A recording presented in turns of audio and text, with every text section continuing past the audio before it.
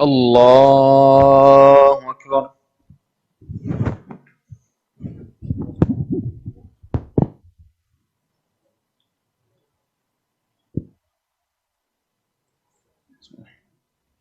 الحمد لله رب العالمين الرحمن الرحيم مالك يوم الدين إياك نعبد وإياك نستعين اهدنا الصراط المستقيم صراط الذين أنعمت عليهم غير المغضوب عليهم ولا الضالين.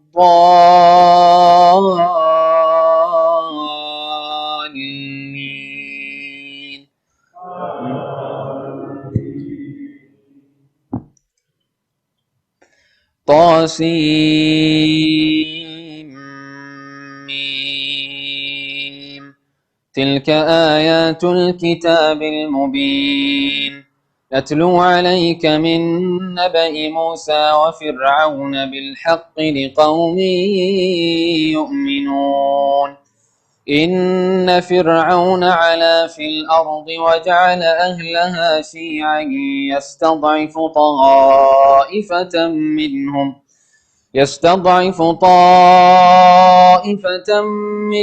يذبح أبناءهم ويستحيي نساءهم إنه كان من المفسدين. ونريد أن نمن على الذين استضعفوا في الأرض ونجعلهم أئمة ونجعلهم الوارثين ونمكن لهم في الأرض ونري فرعون وهامان وجنودهما منهم ما كانوا يحذرون. الله أكبر.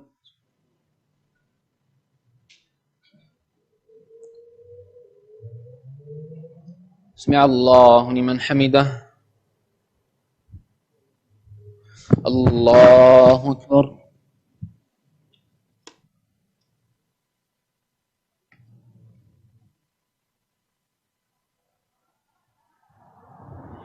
الله أكبر. الله أكبر.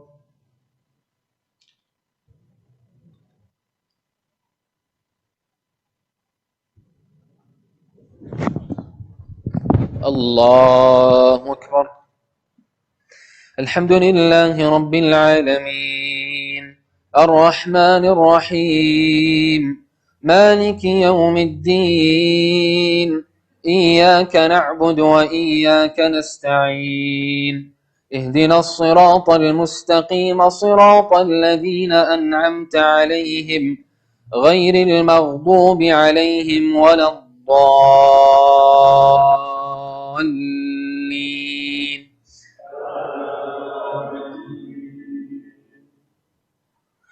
وأوحينا إلى أم موسى أن أرضعيه فإذا خفت عليه فألقيه في اليم ولا تخافي ولا تحزني إنا رادوه إليك وجاعلوه من المرسلين. فالتقطه آل فرعون ليكون لهم عدوا وحزنا إن فرعون وهامان وجنودهما كانوا خاطئين. وقالت امرأة فرعون قرة عين لي ولك لا تقتلوه عسى أن ينفعنا أو نتخذه ولدا وهم لا يشعرون. وأصبح فؤاد أم موسى فارغا إن كادت لتبدي به لولا أن ربطنا على قلبها لتكون من المؤمنين. وقالت لأخته قصيه فبصرت به عن جنب وهم لا يشعرون وحرمنا عليه المراضع من قبل فقالت هل أدلكم على أهل بيت يكفلونه لكم وهم له ناصحون فرددناه إلى أمه كي تقر عينها ولا تحزن ولتعلم أن وعد الله حق ولكن أكثرهم لا يعلمون. الله أكبر.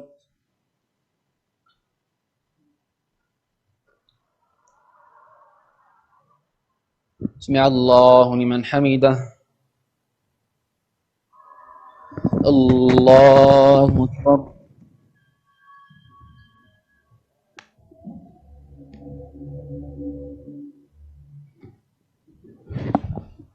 الله أكبر. الله أكبر.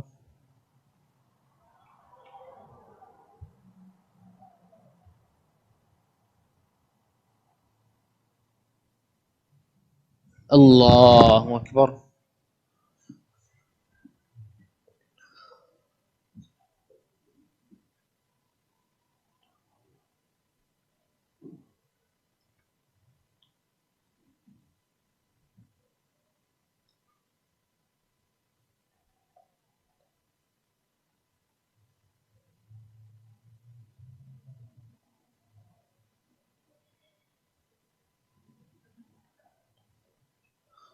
السلام عليكم ورحمة الله.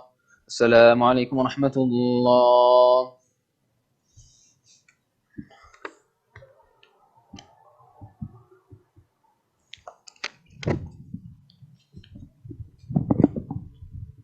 الله أكبر.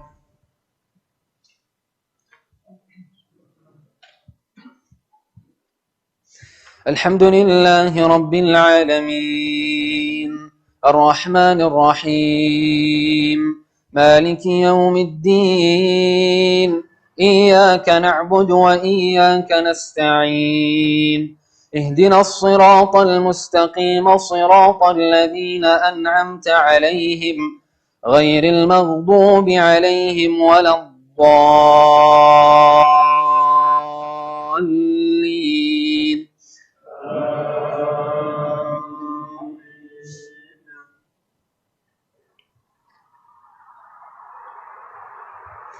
ولما بلغ أشده واستوى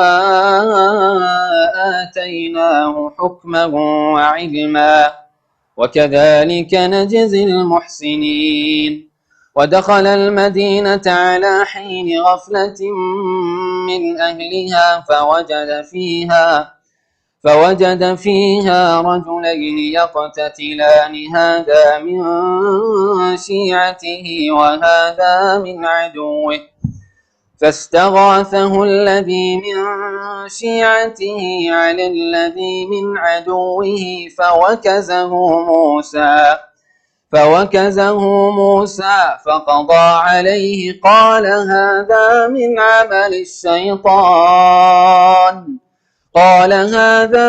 عمل الشيطان إنه عدو مضل مبين. قال رب اغفر لي ولأخي قال رب إني ظلمت نفسي فاغفر لي فغفر له إنه هو الغفور الرحيم. قال رب بما أنعمت علي فلن أكون ظهيرا للمجرمين. الله أكبر.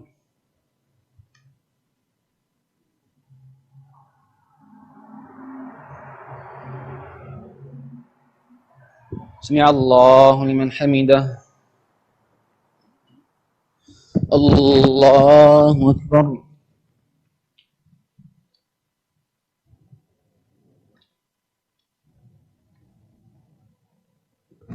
الله أكبر.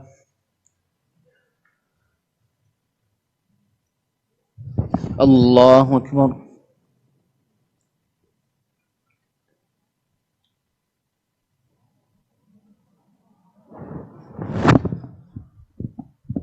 الله أكبر.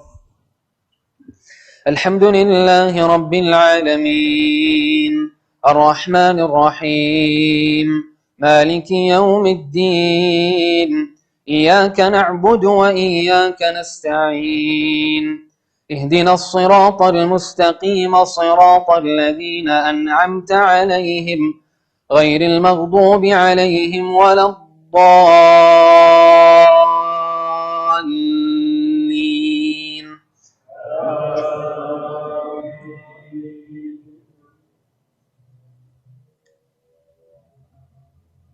فأصبح في المدينة خائفا يترقب فإذا الذي استنصره بالأمس يستصرخه قال له موسى إنك لغوي مبين. فلما أن أراد أن يبطش بالذي هو عدو لهما قال يا موسى أتريد أن تقتلني كما قتلت نفسا بالأمس إن تريد إلا أن تكون جبارا في الأرض وما تريد أن تكون من المصلحين. وجاء رجل من أقصى المدينة يسعى قال يا موسى إن الملأ يأتمرون بك ليقتلوك فاخرج إني لك من الناصحين. فخرج منها خائفا يترقب قال رب نجني من القوم الظالمين. ولما توجه تلقاء مدين قال عسى ربي أن يهديني سواء السبيل. الله أكبر.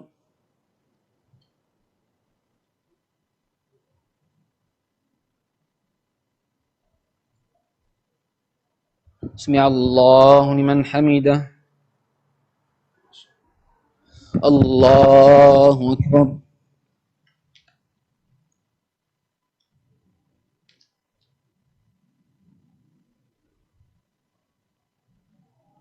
الله أكبر.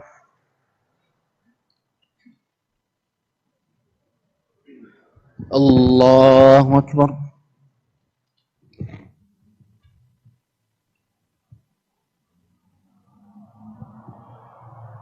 الله أكبر.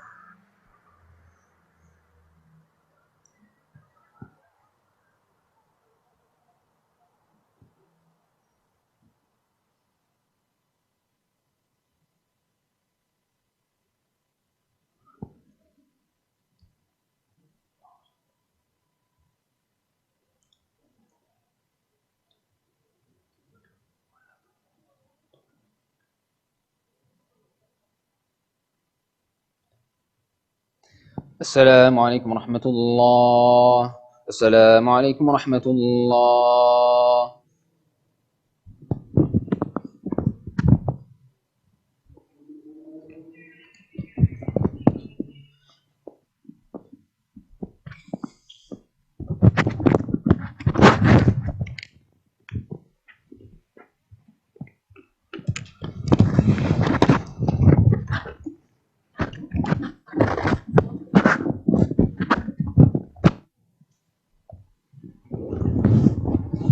أعوذ بالله من الشيطان الرجيم. بسم الله الرحمن الرحيم والحمد لله رب العالمين وصلى الله على سيدنا محمد وعلى آله وصحبه وسلم تسليما كثيرا والحمد لله رب العالمين. The whole life of the Prophet ﷺ was a miracle. and his movements and his stillness and everything that he did was all a great miracle to humanity. And the greatest of the miracles, and there's so many that, some of the ulama write about 1,000 more that he did during his lifetime. But one of the greatest miracle that was given to the Prophet ﷺ, the greatest gift, was the Quran. This is an everlasting miracle to the end of time. And so I was just reflecting upon some of the ayats that were recited about Musa alayhi salam and Fir'aun. And when you take a look at the story in and of itself in totality, and the different ayats that are mentioned here and then some of the other ones, it's very interesting how Allah subhanahu wa ta'ala begins to show us ourselves through these different stories and different parts of ourselves. Some parts that we don't want to address sometimes, and some parts that manifest. And it just reminded me again of how much the miracle that the Quran is, because it shows you it's like a mirror. And if you look deep in there, you can find the parts within inside of yourself that you need to change. Or you can find some of the good parts that you need to highlight more. You can find yourself in it. And I just want to reflect upon the how when the ego goes unchecked, how it begins to manifest. And the story of Fir'aun is one great example. And there's always a mirror, right? Because there's even a story before him that started that process. And that shows us the vulnerabilities or the things that we need to be mindful of within inside of ourselves. It's interesting because we look at the story of Shaitan and then Fir'aun. And you look at the two stories, they're very similar. Even Fir'aun at one time had Musa alayhi salam inside the house. Right? And had some kindness to his wife to actually listen to her, and obviously he burnt the coal in his mouth. There's a long story behind this. But that he had and raised Musa alayhi salam in this reality.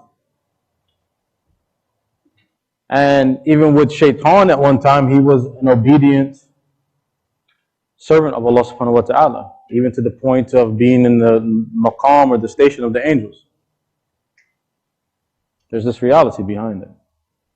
But this internal movement within inside of the selves, which goes unchecked, this arrogance, envy, hatred, can begin to manifest itself in a very ugly way.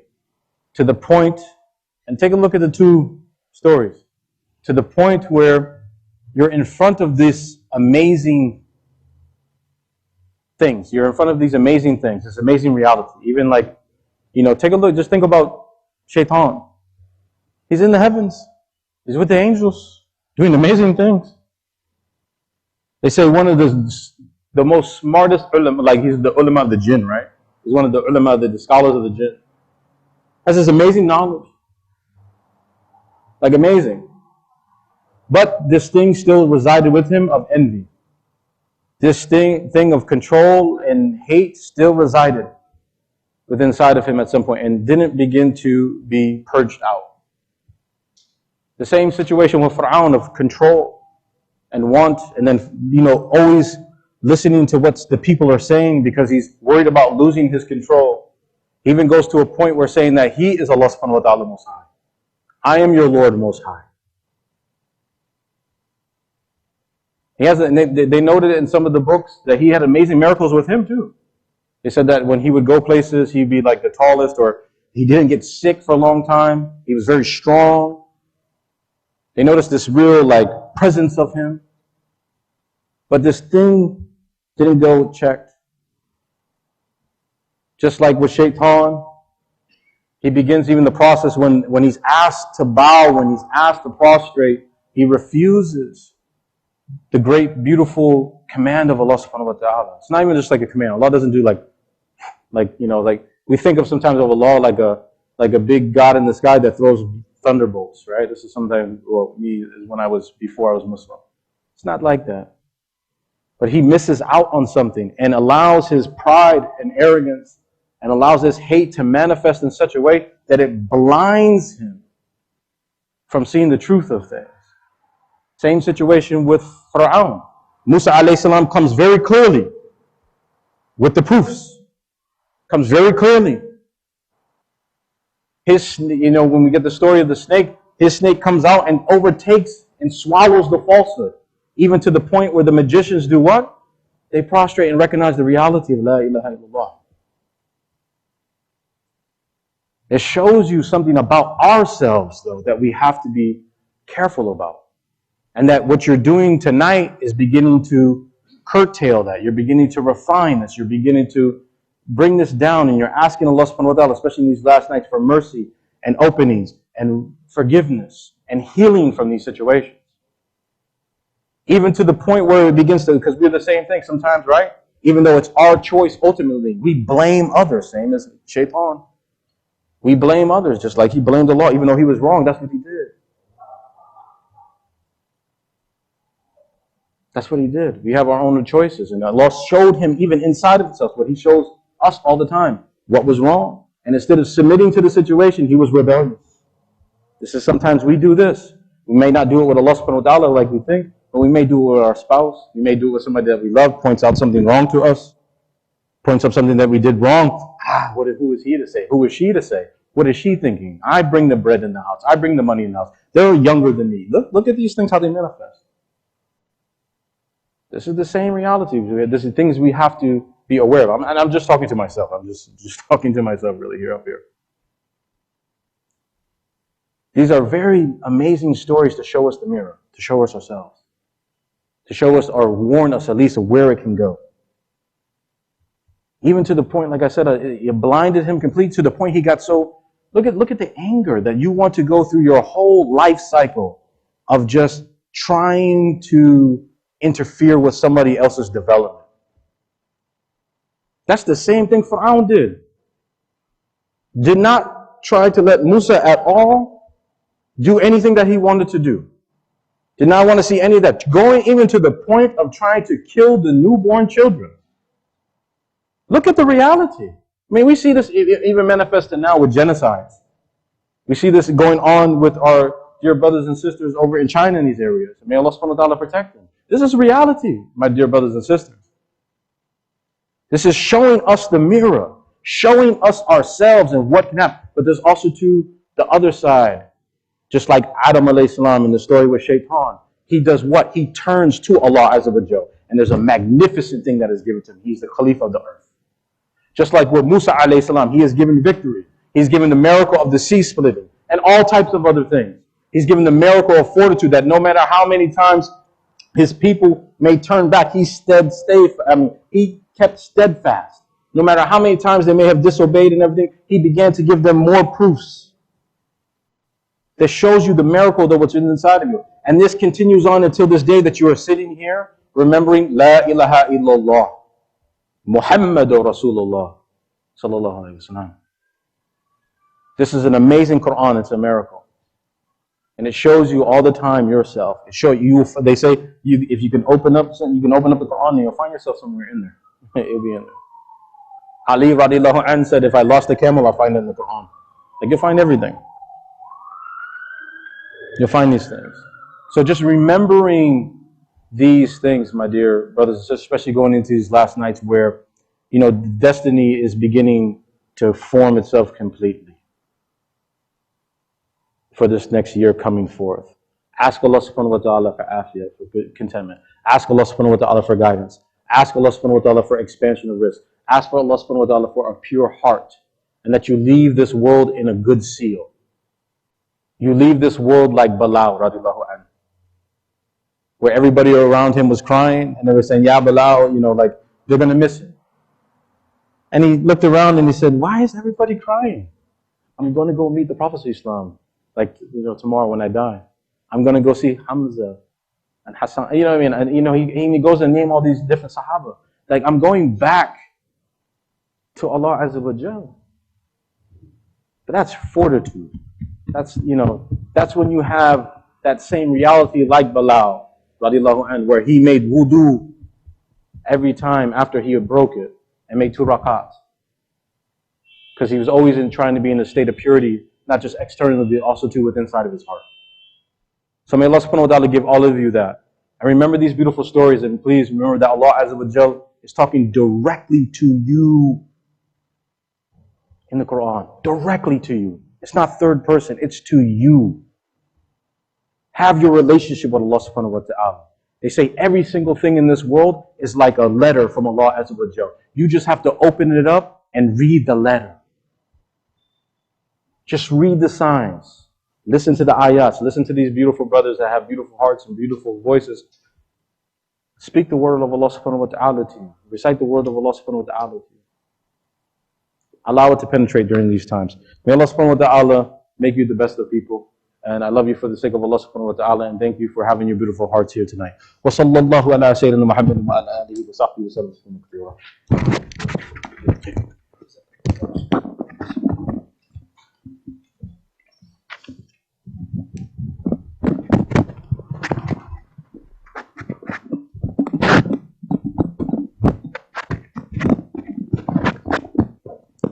استووا.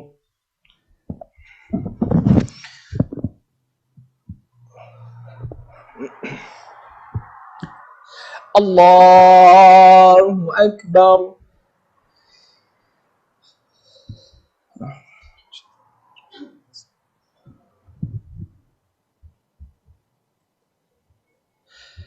الحمد لله رب العالمين الرحمن الرحيم مالك يوم الدين إياك نعبد وإياك نستعين اهدنا الصراط المستقيم صراط الذين أنعمت عليهم غير المغضوب عليهم ولا الضالين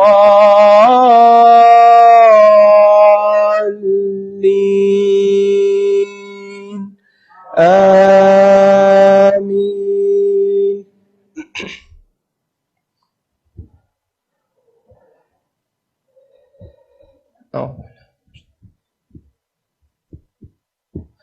وربك يخلق ما يشاء ويختار ما كان لهم الخيرة سبحانه وتعالى عما يشركون.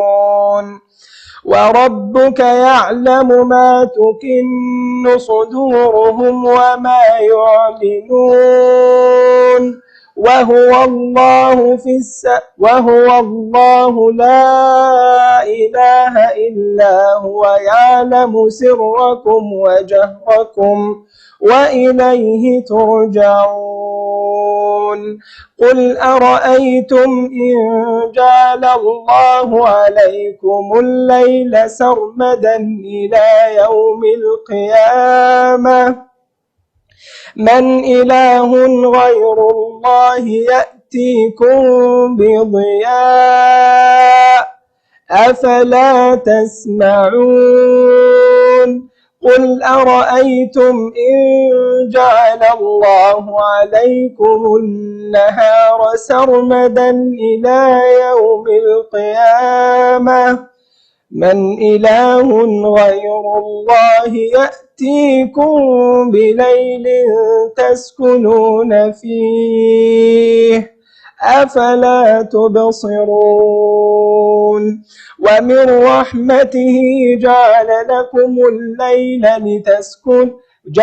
لكم الليل والنهار لتسكنوا فيه ولتبتغوا من فضله ولعلكم تشكرون. الله أكبر.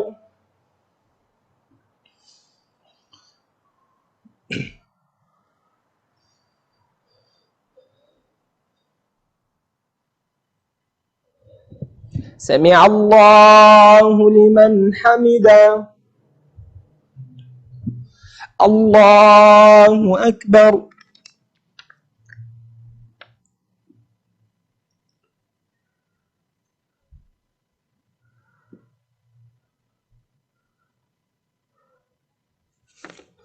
الله أكبر. الله أكبر.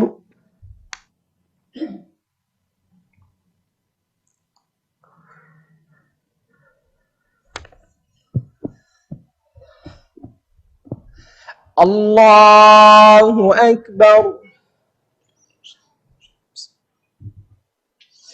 الحمد لله رب العالمين الرحمن الرحيم مالك يوم الدين إياك نعبد وإياك نستعين اهدنا الصراط المستقيم صراط الذين أنعمت عليهم غير المغضوب عليهم ولا الضالين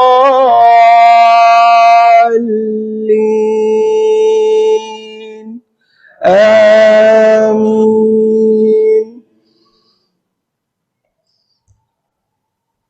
أعوذ بالله من الشيطان الرجيم. بسم الله.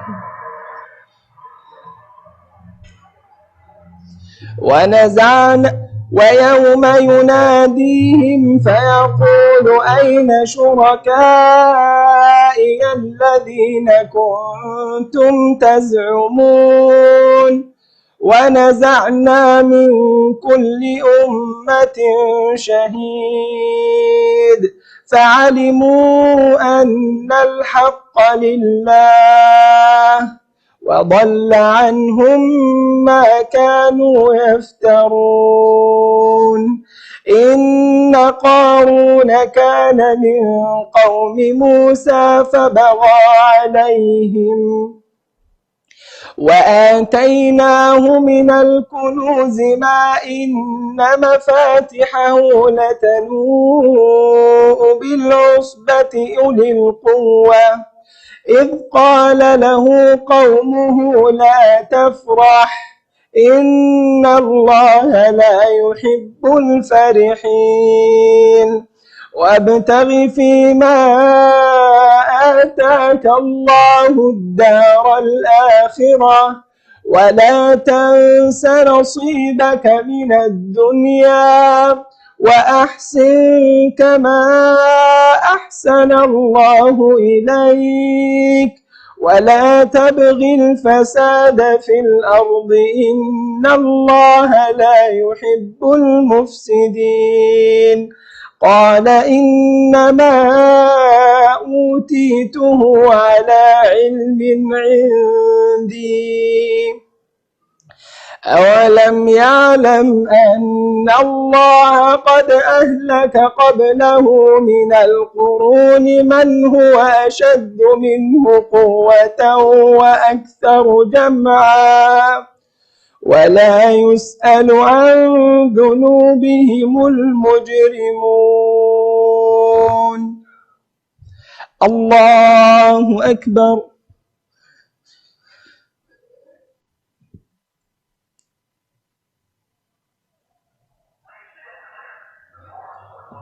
سمع الله لمن حمده.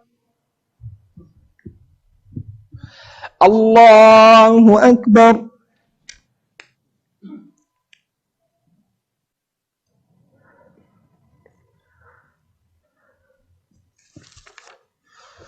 الله أكبر. الله أكبر.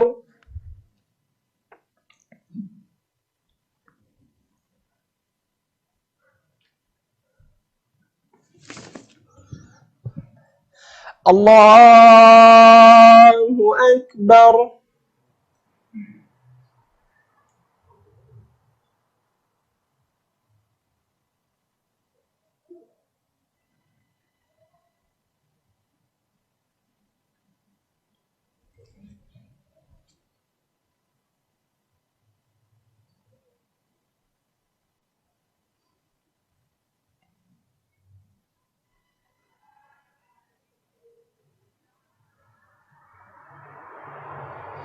السلام عليكم ورحمة الله.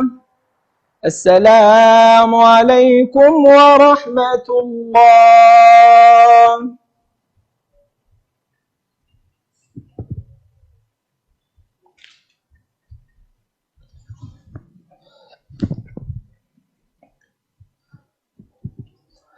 الله أكبر.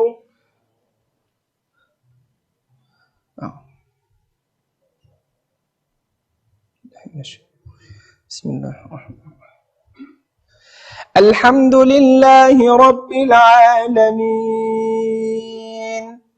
الرحمن الرحيم مالك يوم الدين إياك نعبد وإياك نستعين اهدنا الصراط المستقيم صراط الذين أنعمت عليهم غير المغضوب عليهم ولا الضالين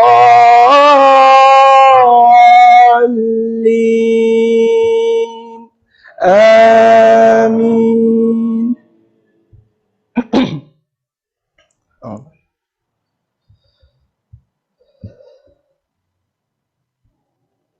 قال إنما أوتيته على علم عندي أولم يعلم أن الله أهلك من قبله من القرون من هو أشد منه قوة وأكثر جمعا ولا يسأل عن ذنوبهم المجرمون.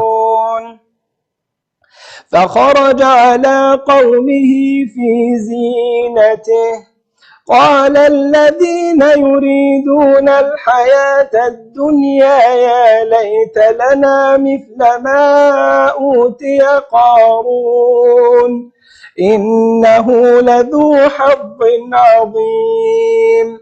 قال الذين أوتوا العلم ويلكم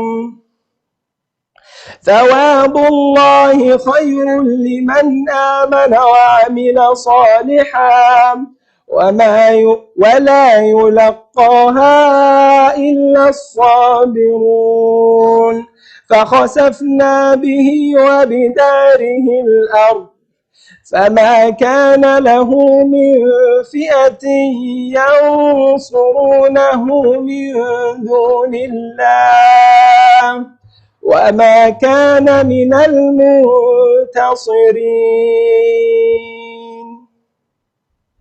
الله أكبر.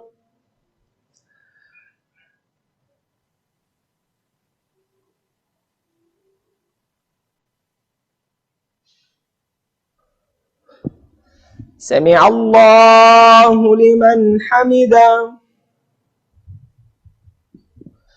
الله أكبر.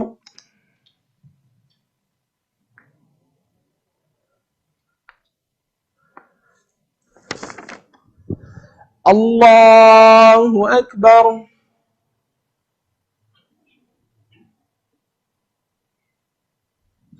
الله أكبر.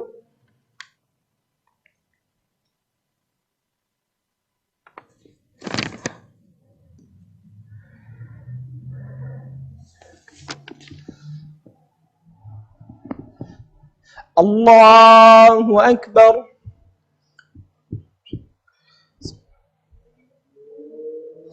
الحمد لله رب العالمين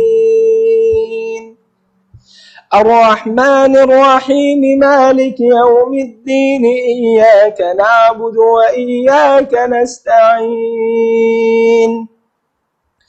اهدنا الصراط المستقيم صراط الذين أنعمت عليهم غير المغضوب عليهم ولا الضالين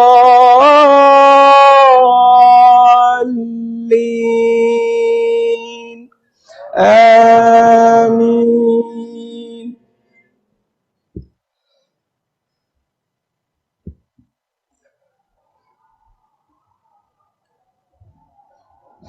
فخسفنا به وبداره الأرض فما كان له من فئة ينصرونه من دون الله وما كان من المنتصرين. وأصبح الذين تمنوا مكانه بالأمس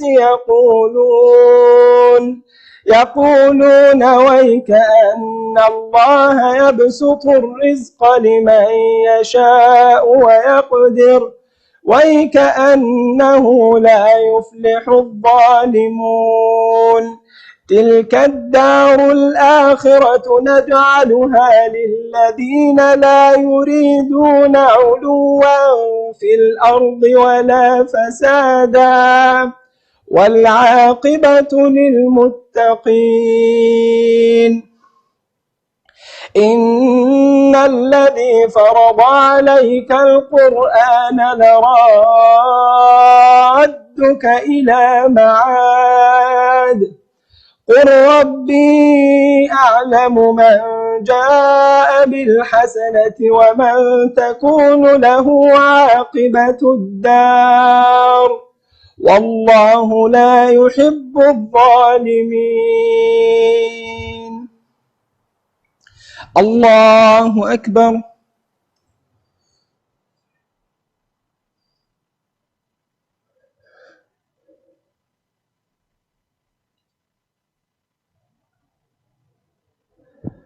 سمع الله لمن حمده. الله أكبر.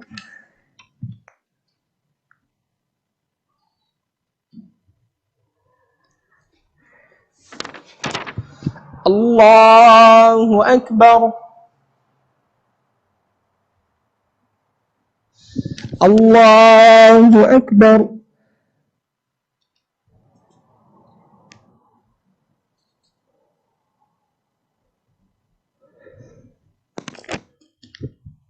الله أكبر.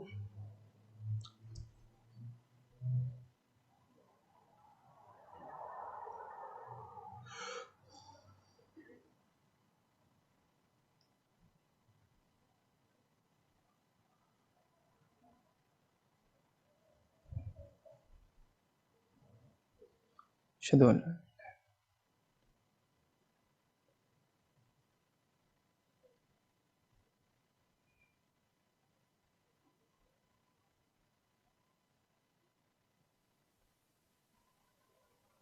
السلام عليكم ورحمة الله.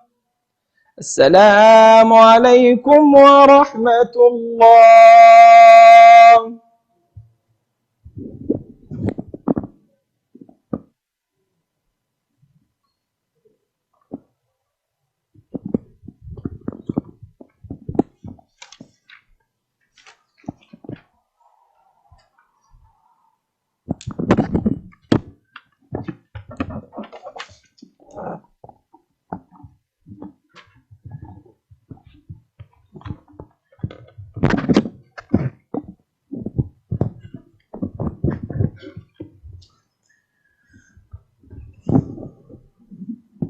الله أكبر.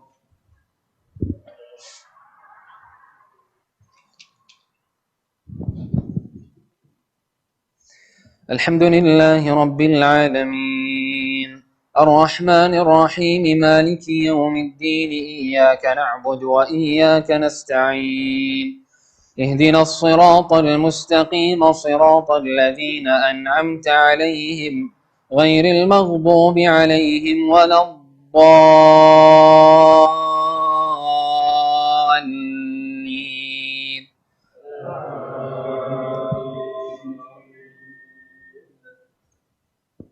مثل الذين اتخذوا من دون الله أولياء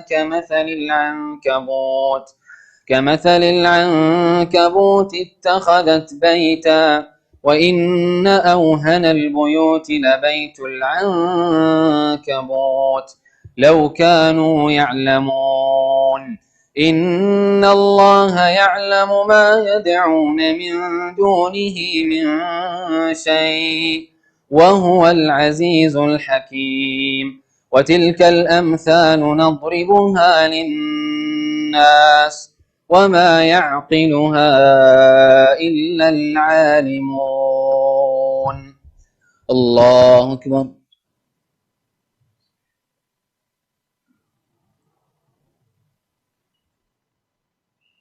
سمع الله لمن حمده. الله أكبر.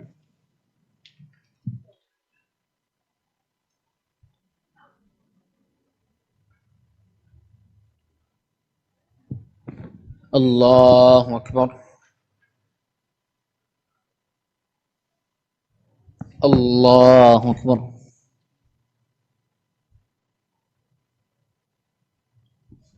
الله أكبر. الحمد لله رب العالمين الرحمن الرحيم مالك يوم الدين إياك نعبد وإياك نستعين اهدنا الصراط المستقيم صراط الذين أنعمت عليهم غير المغضوب عليهم ولا الضالين.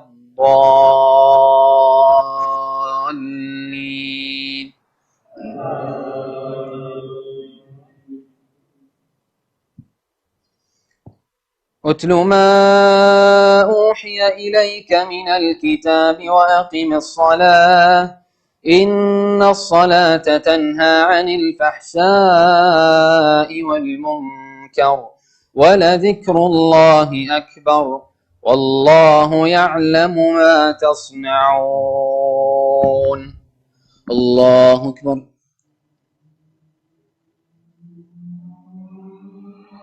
سمع الله لمن حمده. الله أكبر.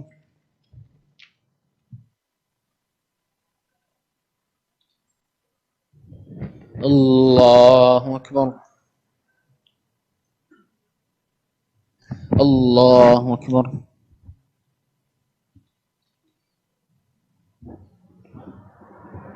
الله أكبر.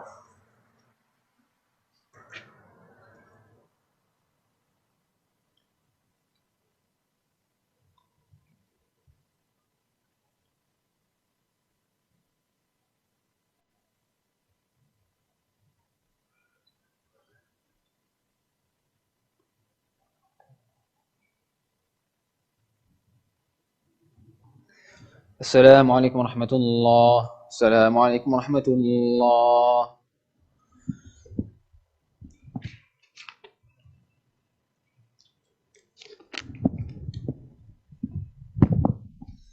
صلاة الوتر إن شاء الله. الله أكبر.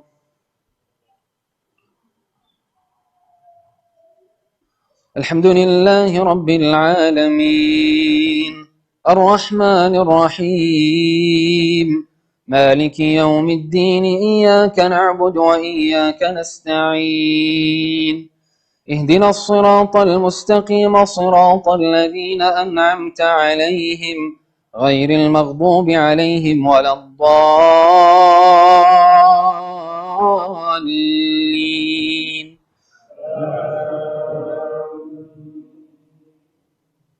قل هو الله أحد الله الصمد لم يلد ولم يولد ولم يكن له كفوا أحد. الله أكبر.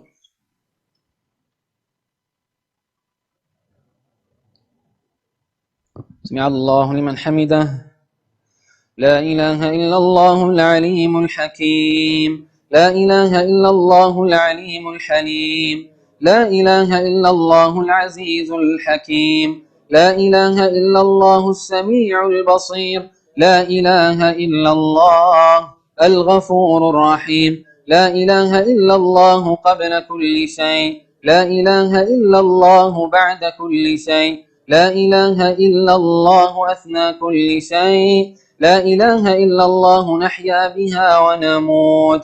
اللهم لك الحمد بما علمتنا ولك الحمد بما خلقتنا ولك الحمد بما رزقتنا ولك الحمد بما عافيتنا ولك الحمد بما سترتنا ولك الحمد بأن بلغتنا رمضان.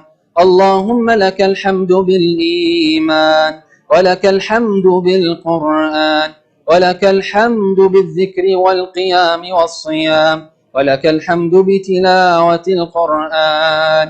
اللهم صل على نبينا وحبيبنا محمد في الأولين وفي الآخرين وفي كل وقت وحين وفي الملأ الأعلى إلى يوم الدين. اللهم كما آمنا به ولم نره فلا تفرق بيننا وبينه حتى تدخلنا مدخله.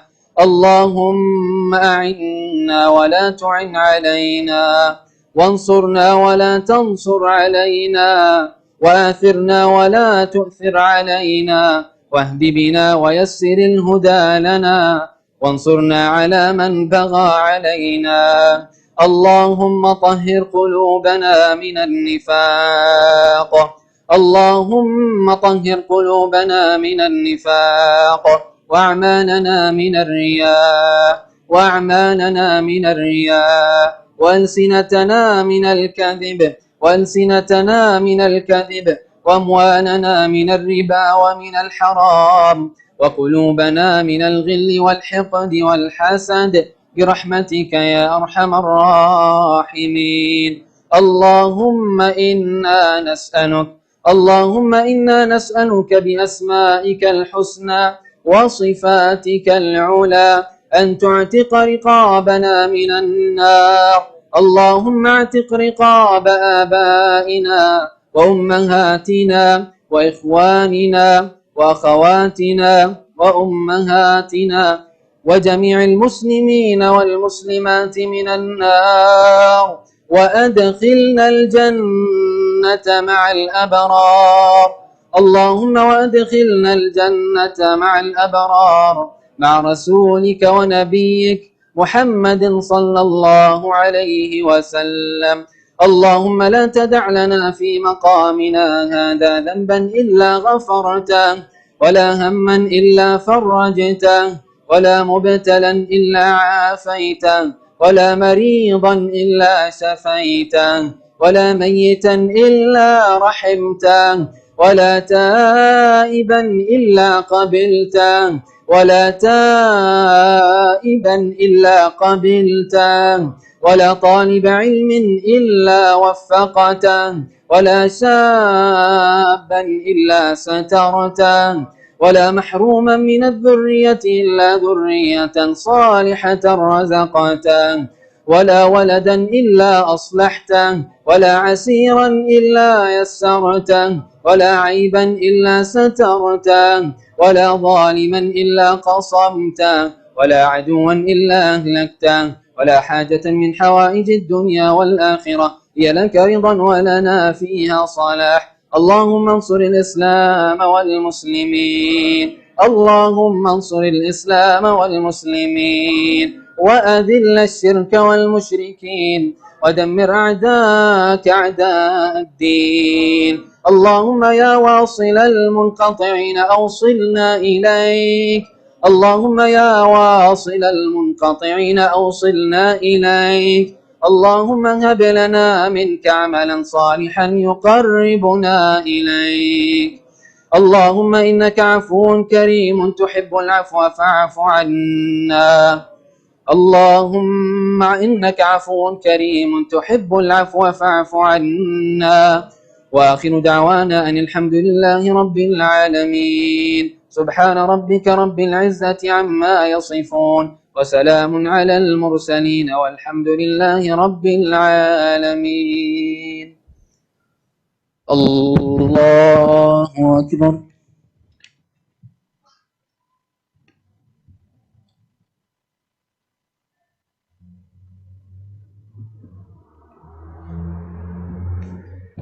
الله أكبر.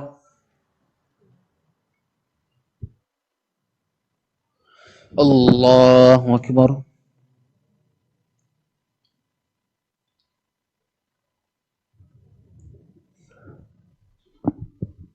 الله أكبر.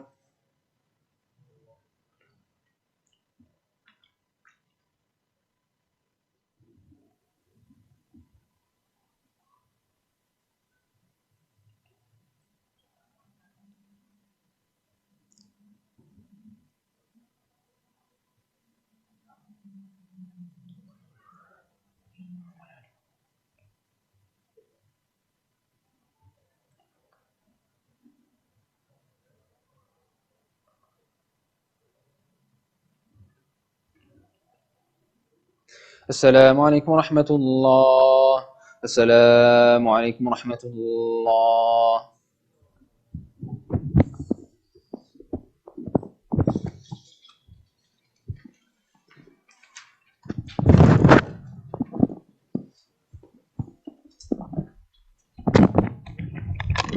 Assalamu alaikum wa rahmatullahi ta'ala wa barakatuh. May Allah subhanahu wa ta'ala bless all of you. I just want to make a quick announcement. We do need your help for iftar. We had to turn away some people today just because with kind of the lack of what we have. Inshallah ta'ala. And there's some people who actually really need it. So if you could possibly donate generously, please, during these last 10 nights. We really do need it for next week coming up for Friday and Saturday. Inshallah ta'ala. We don't want to turn anybody away, especially in the last couple nights of Ramadan. And also, too, if you are going to actually get some trays, please show up at 6 o'clock sharp. Please show up at 6 o'clock sharp because they go very quickly. And we have a limited amount. So the more that you donate, the more that we can give. Inshallah ta'ala. Assalamu alaikum wa rahmatullahi ta'ala wa barakatuh.